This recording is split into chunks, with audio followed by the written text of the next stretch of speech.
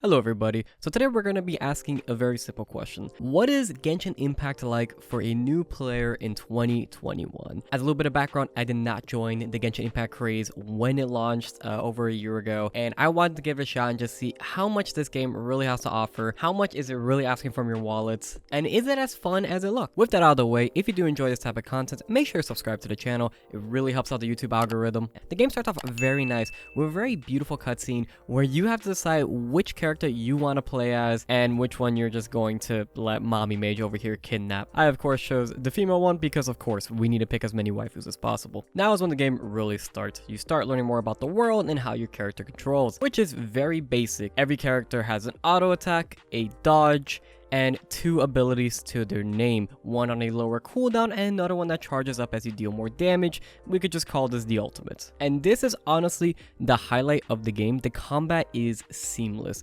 While you don't have a lot of options on a single character, you do get something very unique, which is being able to swap between one of 4 different characters in your party. This will put them on a global cooldown of a second, but you're able to instantly use whatever actions your partner has. So you can use their auto attack, their abilities, their ultimate if they're charged up, and any ability you have active will transfer over to the character you swap to. This made combat feel super nice. Tie this in with the elemental combinations that the characters have, and you have a really fun combat system. I genuinely cannot say how much I enjoyed the combat in this game. It's incredibly fun, lets you play in such a freeform manner that you have so many options to your name. You can combine lightning with ice, fire with wind, lightning with water. You have so many options to how you want to utilize your character's abilities.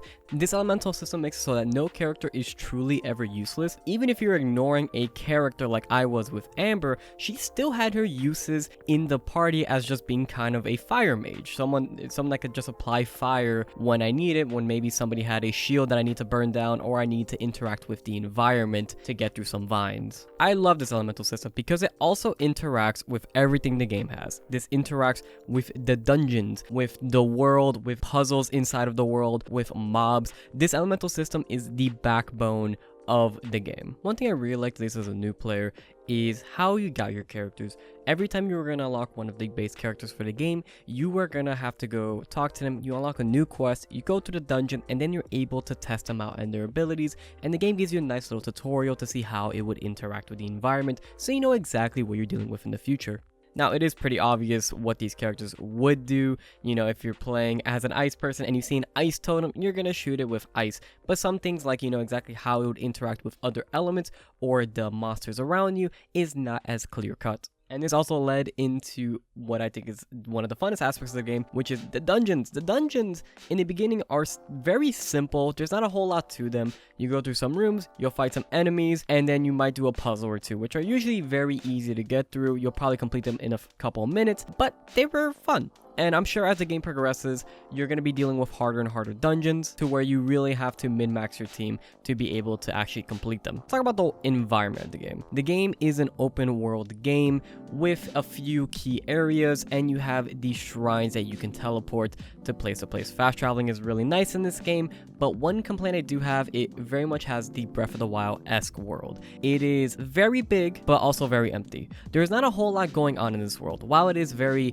pretty, there's not a whole lot going on. You can fly around in some areas, you can climb up some rocks, and you'll find a ton of common chests around you, but you're not really getting a whole lot. There are also a couple puzzles looted around, but usually they range from, hey, use an element on this totem to just kill a couple of these mobs and we'll unlock a chest. Now, maybe these improve over time as I unlock new areas, but at least for the original area, it just felt like I was playing Breath of the Wild again in terms of the environment at least. Now, on to some more complaints. I know, I'm gonna have a couple of these. I'm a nitpicker, but a couple of other things I did have a little bit of annoyance with is the menuing. The game doesn't really give you a tutorial for a lot of these menus. You just kind of have to figure it out for yourself, and there are a lot of them. In your character selection screen alone, you have like 5 options to go through. You have a character upgrade system, into a character prestige system, into a weapon upgrade system, into a massive menu to check like all your regular options, and I just felt like there was a lot of stuff there that could have been explained. I know this is like a small little complaint thing,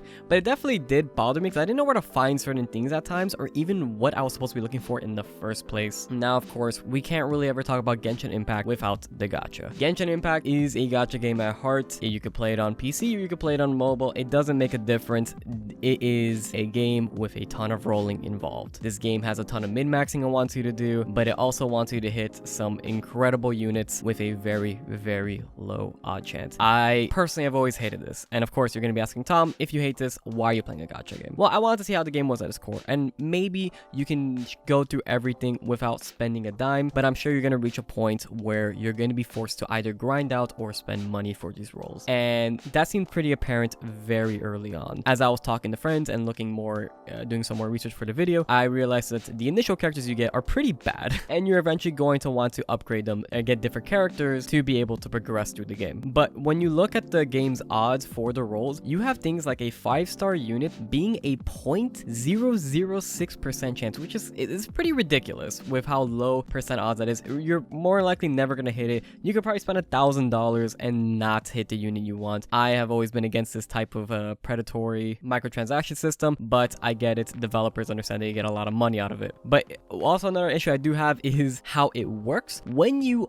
do actually get the gacha and you start rolling, you realize very fast that a lot of your rolls are just going to be crappy weapons. You're going to get these weapons that you're going to use to upgrade your current weapon, and that's kind of just about it. It doesn't really feel very good to roll, but of course, you know, when you eventually do hit, the dopamine in your brain is going to come out and you're going to be really happy. When I hit my guaranteed Noel, I was just like, oh, that looks really cool. I can't wait to try this out. And of course, if you hit a 0.006% chance on a unit, you're going to be incredibly happy, and you're probably going to keep spending money. Of course, with these type of games, you're gonna, once you spend money for the first time, you're more likely to continue spending money as you've sunk time and money into the game. You want to be as best as you possibly can. And of course, it shows as the game has made an insane amount of revenue in a short lifespan. It is a free-to-play title, and they do need to make their money somehow, so I'm not really complaining about that. It's just kind of how low the odds are and how much money you would need to spend in theory to really hit what you want to hit. Now, maybe you don't need to actually get better units later on, but I highly doubt it. It would probably make the game a lot easier and make it so you actually get to experience the content rather than having to grind. And speaking about grinding, I did notice this pretty early on, as once you get done with the main quest, the main, I guess, tutorial storyline, and unlock all your characters, this is where it starts doing the same thing that PSO2 did. I covered that in my video. You could check it out on the top right. But you may notice there is a lot of quests that are just going to be like, oh, reach adventure rank 10, reach adventure rank 15. After you reach 15, hit 20. After you hit 20, hit 25. And of course, it's meant to give you a sense of progression, but the way you get this progression is a lot better than PSO2 at least, where you actually do have missions that you can do, or you can explore the world, or eventually you can redo dungeons that you did already. But this is going to get to a point where it gets very slow, and you're going to have to really just sit here and redo the same content over and over and over until you're able to reach your next adventure rank benchmark to be able to even continue the game. Now, of course, this is the theme of the game. You are meant to sit here and grind it out and want to come back every day, do your dailies, and just continue wanting to play the game. And I think for that, it's perfectly fine.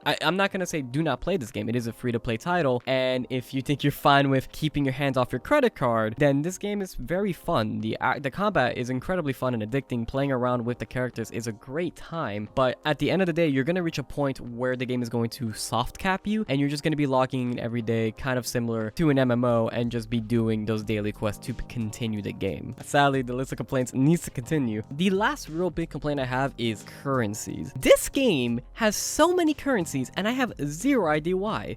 You get from, God, how many currencies did I even see while playing this? I saw free currencies. I saw currency if you like open the same character. There were like 4 different rolling currencies. There was like a currency that after you roll, you get to transfer for stuff. There were just so many, and I just feel like that was super convoluted for no reason. This definitely could be condensed a lot easier. But yeah, I just have to cover that here because it was very frustrating when I saw it, and I was like, okay, this can seriously be condensed. I have no idea why there are so many. Maybe you guys in the comments can tell me why exactly there's so many, or if you could justify it, I'm willing to discuss it, but it just didn't seem to make a lot of sense. Or hey, you could join the Discord and talk to me there about this stuff. I do still plan on continue playing Genshin. I actually did quite enjoy it for what it is, and that's kind of what I'm taking it as, you know, what it is. It's not trying to present itself as anything it's not. It's meant to be this open world gacha game, and it is very fun for what it is. I will probably continue until I get bored and capped out, and then I'll drop it. But yeah, you guys let me know exactly what you think. If you do enjoy the video, hey, remember to leave a like down below and sub to the channel if you haven't already. I do plan on making a ton of more videos in the coming weeks for more reviews of other stuff, either big or small. I don't really care, just whatever people are interested at the moment. Thank you everybody for watching, and I will see you all next. So as a reminder, I stream every day over on twitch.tv/Tomsorcer.